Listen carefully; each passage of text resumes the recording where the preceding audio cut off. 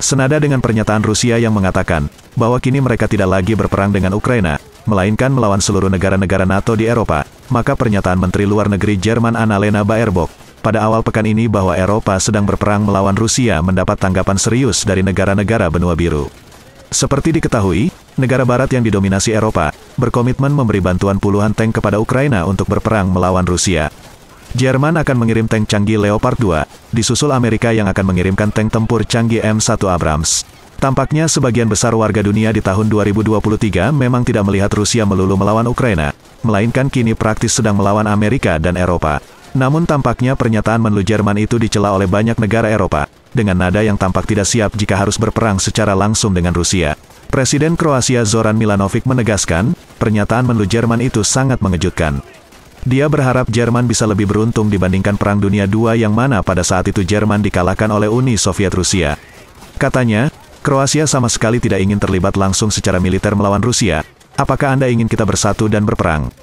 Dia bertanya, sekarang menlu Jerman mengatakan kita harus bersatu, karena saya kutip, kita sedang berperang melawan Rusia. Saya tidak tahu itu, mungkin Jerman sedang berperang melawan Rusia. Tapi semoga menang. Mungkin kali ini lebih baik daripada 70 tahun lalu, kata Milanovic, melanjutkan. Namun faktanya, kalau menurut pihak Rusia, meski terselubung, Eropa sebenarnya telah terlibat langsung berperang melawan Rusia. Amerika memberikan segala bentuk bantuan, dari keuangan, tentara bayaran, persenjataan hingga menjatuhkan berbagai bentuk sanksi terhadap Rusia seorang diri.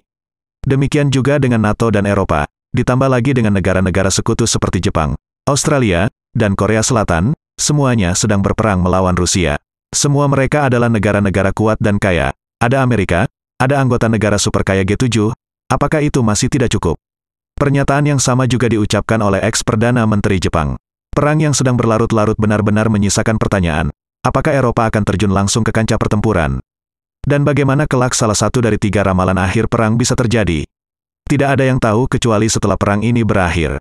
Pertanyaannya, 1. Apakah Barat akan memenangkan perang, mengalahkan Rusia, di mana Federasi Rusia akan hancur bercerai-berai? 2. Apakah Rusia akan menang dan menguasai dunia? 3. Apakah Rusia pada akhirnya memilih menggunakan senjata nuklir karena merasa terpojok?